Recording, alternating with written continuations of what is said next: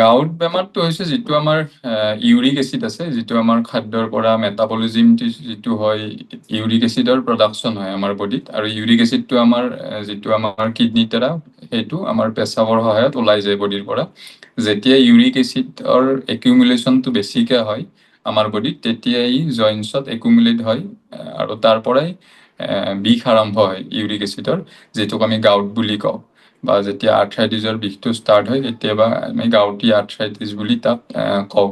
U এবিধ আৰ্থ্ৰাইটিছে হয়, কিন্তু ই যিটো আমাৰ ৰিউমেটড আৰ্থ্ৰাইটিছ বা অন্য আৰ্থ্ৰাইটিছতকৈ অলপ বেলেগ, কাৰণ ই সাধাৰণতে এটা জইনতে প্ৰথমতে ই প্ৰভাৱ পেলোৱা দেখা যায়, বিশেষকৈ ভৰিৰ বুঢ়া আঙুলিত ই প্ৰথম অৱস্থাত প্ৰভাৱ পেলোৱা দেখা যায়।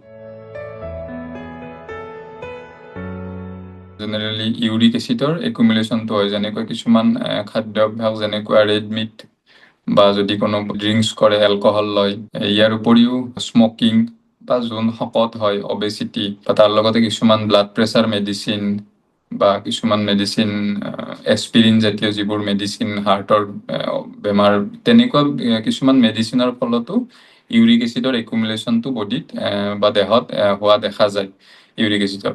আৰু যদি আমাৰ কোল্ড ড্ৰিংকছ জাতীয় বস্তু আছে, কাৰ্বনেটেড ড্ৰিংকছ, সেইবোৰেও ইউৰিক এচিডৰ হোৱাত বা ইউৰিক এচিডৰ যোন লোকৰ হোৱাৰ প্ৰৱণতা আছে, তেওঁক অলপ বেছিকৈ প্ৰিচিপিটেট কৰা দেখা যায় ইউৰিক এচিডৰ এইটো ৰোগবিধ।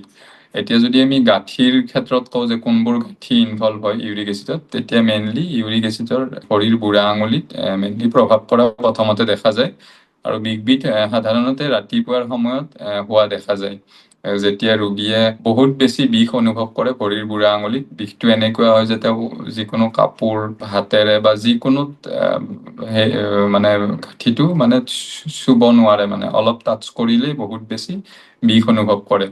গাঁঠিটো কেতিয়াবা অকল বিষে নাথাকে, বিষৰ লগত ৰঙা পৰি ফুলি যোৱাও অনুভৱ হয় ইউৰিক এচিডৰ বিষত। আৰু কিছুমান ক্ষেত্ৰত, যেনেকুৱা যদি কোনো ব্যক্তিৰ যদি ডায়েলাইচিছ হৈ আছে, কিডনীৰ অসুখ হৈ আছে, তেনেকুৱা ক্ষেত্ৰত ইউৰিক এচিডটো বিভিন্ন বেলেগ বেলেগ জইনতো হোৱা দেখা যায়। যেনেকুৱা ভৰিৰ বুঢ়া আঙুলিৰ উপৰিও আঁঠু বা আমাৰ এলব জইন, ৰিজ জইন, সেইবোৰতো বিষ হোৱা দেখা যায়।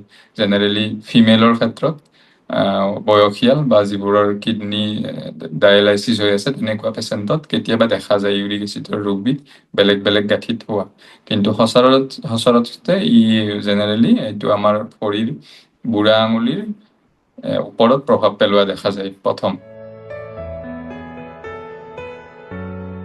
গাউটৰ খাদ্য যেনেকৈ মই কৈ আহিলোঁ, এবিধটো হৈছে ৰেড মিট বা এলকহল জাতীয় বস্তু, স্মকিং বা সুইটছ, যিবোৰ আমি এইবোৰ কোল্ড ড্ৰিংকছ জাতীয় বস্তু, সেইবোৰে ইউৰিক এচিডৰ ৰোগবিধৰ প্ৰৱণতাটো বেছি বঢ়াই দিয়ে। বা যদি কাৰোবাৰ ইউৰিক এচিড আছে, অলৰেডি ৰোগ হৈ আছে, তেনেকুৱা ব্যক্তিয়ে যদি এইবোৰ বস্তু সেৱন কৰে বা এইবোৰ বস্তু যদি খায়, বেছিকৈ যদি খায়, তেতিয়া ইউৰিক এচিডৰ ৰোগবোৰ যদি তেওঁৰ কমিও আছে, তেতিয়া এগেইন তেওঁৰ বাঢ়ি যোৱা দেখা যায়। আৰু চিকিৎসাৰ ক্ষেত্ৰত আমাৰ কিছুমান মেডিচিন আছে, যিবোৰৰ সহায়ত আমি ইউৰিক এচিডৰ লেভেলটো ব্লাডত আচলতে ইউৰিক এচিডৰ লেভেলটো যিমান আছে, সেইটো আমি কম কৰাত সহায় কৰিব পাৰোঁ কিছুমান মেডিচিনৰ সহায়ত।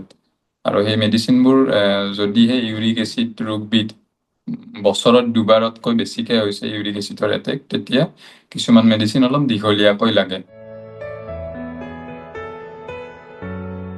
চিমটমছবোৰ আপোনাৰ গাউটৰ যিটো মই কৈ অহাৰ নিচিনা, প্ৰথম বুঢ়া আঙুলিত হয়, জইণ্ট পেইন হিচাপতে দেখা দিয়ে। ইউৰিক এচিডৰ লক্ষণটো হৈছে বডিৰ এটা জইনত আৰম্ভ হয়, যেনেকৈ ৰিউমেটড আৰ্থ্ৰাইটিছ মাল্টিপুল জইন ইনভলভমেণ্ট হ'ব পাৰে, হাতৰ গাঁঠি বা অন্য গাঁঠিত হ'ব পাৰে। ইউৰিক এচিডৰ বিষ সাধাৰণতে এটা জইনত আৰম্ভ হোৱা দেখা যায়।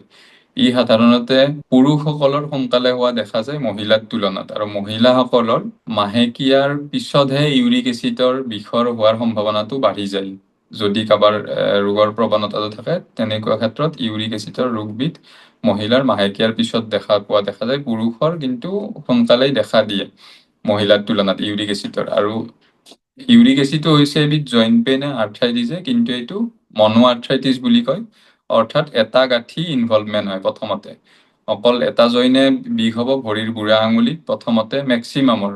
কেতিয়াবা এংকল জইনতো হয় আৰম্ভ, কিন্তু এটা জইন মেইনলি আৰম্ভ হয় বিষ আৰু বিষটোৰ লক্ষণটো তেনেকুৱাই, ৰেষ্ট লোৱাৰ সময়ত বিষটো বাঢ়ি যাব পাৰে আৰু অলপ কাম কৰিলে কেতিয়াবা কমে, কিন্তু মেক্সিমাম ক্ষেত্ৰত ৰোগীয়ে বিষৰ কাৰণে ভৰিটো লৰচৰ কৰিব নোৱাৰাই হৈ থাকে ইউৰিক এচিডৰ যেতিয়া প্ৰথম অৱস্থাত যেতিয়া দেখা দিয়ে এদিন দুদিনত ক্ষেত্ৰত।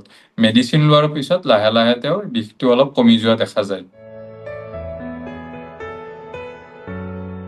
ইউৰিক এচিডৰ ৰোগবিধ ৰোধ কৰাৰ কাৰণেতো হৈছে আমাৰ হেল্ডি লাইফষ্টাইল। যদি কোনো ব্যক্তি শকত হয়, অবেজ হয়, তেওঁৰ প্ৰথম হৈছে ৱেইট ৰিডাকশ্যন কৰা। ৱেইট ৰিডাকশ্যন কৰাটো খুবেই দৰকাৰী। তাৰ লগতে যিবোৰ বেলেঞ্চ ডাইট সেইখিনি আমাৰ ল'লে ইউৰিক এচিডৰ পৰা আমি বহুতখিনি বাচি থাকিব পাৰিম। যিবোৰ আমাৰ ক'ল্ড ড্ৰিংকছ, কাৰ্বনেটেড বেভাৰেজেছ সেইখিনি বন্ধ কৰিব লাগে।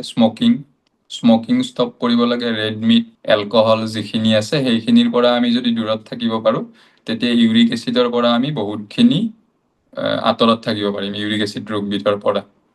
কেতিয়াবা ইউৰিক এচিডৰ ৰোগ ইনজুৰিৰ পিছতো হোৱা দেখা যায়। যদি ইনজুৰি হৈছে ভৰিত তাৰ পিছতো দেখা যায়, সেইটো অন্য কথা। কিন্তু আমি যিবোৰ খাদ্য প্ৰক্ৰিয়া আছে, আমাৰ যিবোৰ খাদ্য, এটা balance diet, healthy lifestyle, regular exercise, তাৰ দ্বাৰাই আমি ইউৰিক এচিডৰ পৰা বহুতখিনি আঁতৰত থাকিব পাৰোঁ।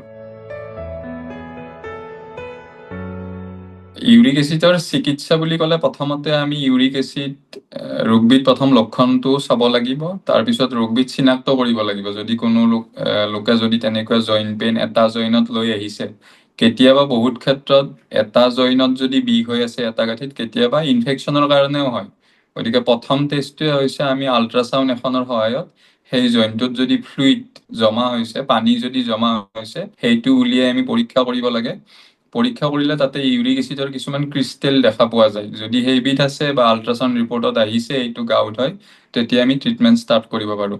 আৰু ট্ৰিটমেণ্টত আমাৰ খুব বহুত বেছি মেডিচিন নাই, ৩-৪ বিধ মেডিচিনে আছে যাৰ সহায়ত আমি ইউৰিক এচিডৰ বেমাৰবিধ বা গাউট ৰোগবিধ সহজতে আমি যিটো বিষ আছে ৰোগীৰ সেইটো কমাব পাৰোঁ কিছুদিনৰ ভিতৰতে।